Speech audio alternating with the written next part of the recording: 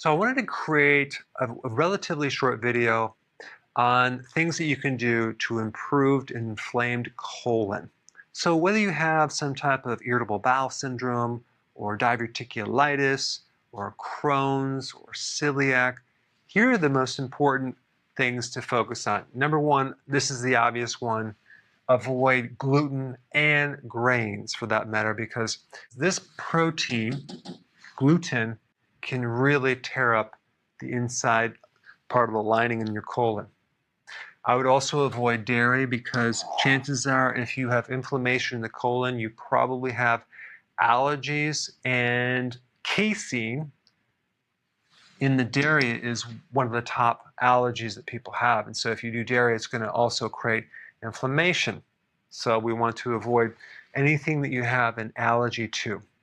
Number three, limit the amount of vegetables. If you have an inflamed colon, you're going to have an altered microbiome. So you're not going to have the balance of friendly bacteria in your colon.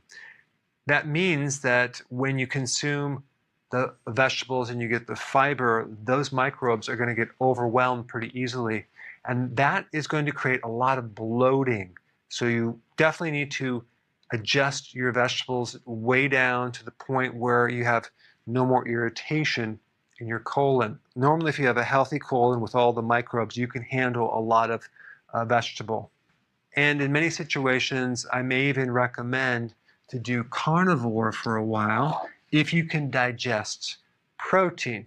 If you can't, you're going to have to build up your stomach acid to break down that protein. But there are a lot of people, especially if you have an autoimmune disease that's related to the colon, they do very well in carnivore, at least for a couple of months, so you can heal the body and then gradually add some more vegetables into the diet.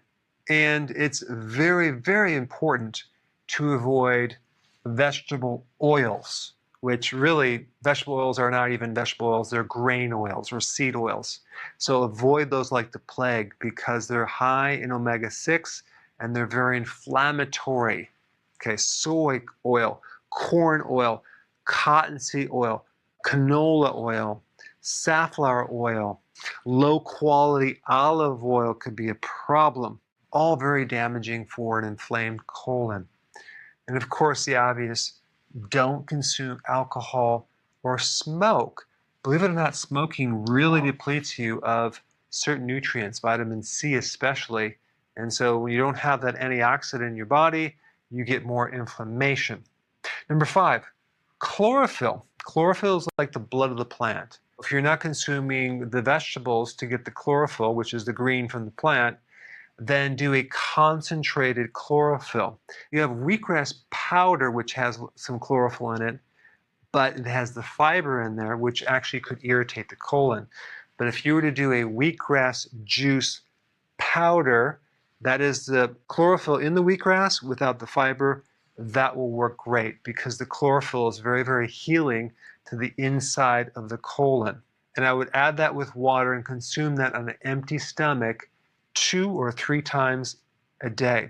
Wheatgrass juice, and I like it in a powder, is one of the best things to help heal the inside lining throughout your body. Number 6 is a very interesting product. You're going to have to look up the brand, but actual intestines with stomach. This is a supplement. It's from grass-fed cows. But if you have an inflamed colon, chances are you may have some type of autoantibodies, antibodies that are attacking your own tissue. And what this product will do, it will greatly help you. When you consume it in a capsule form, when it hits the stomach, the antibodies will go after that as a decoy and leave your intestines alone. And it's going to give you a lot of relief. So I would start out taking 1 capsule right before bed. Number 7, purified bile salts. Very, very important. Your liver makes primary bile salts and your microbes make secondary bile salts. So if there's some type of inflammation in your colon, you're going to also have a problem recycling bile salts. So you're usually going to be deficient. Bile salts are necessary to keep the junctions of your colon tight and secured to prevent leaky gut. But bile salts can really help to regulate the balance of microbes in your gut. And they really seem to help people with an inflamed colon, as well as people that have constipation. It keeps things flowing through the liver and the gallbladder and the intestines. Okay, number 8, this is like essential, fasting. Vitally important. If you are too thin and you have an inflamed colon and you don't want to lose any weight, I understand that may be a problem. So you're going to have to possibly take nutrients while you fast and maybe do it periodically, but definitely do intermittent fasting to some degree, like 2 meals a day, ideally 1 meal a day, and even periodic prolonged fasting.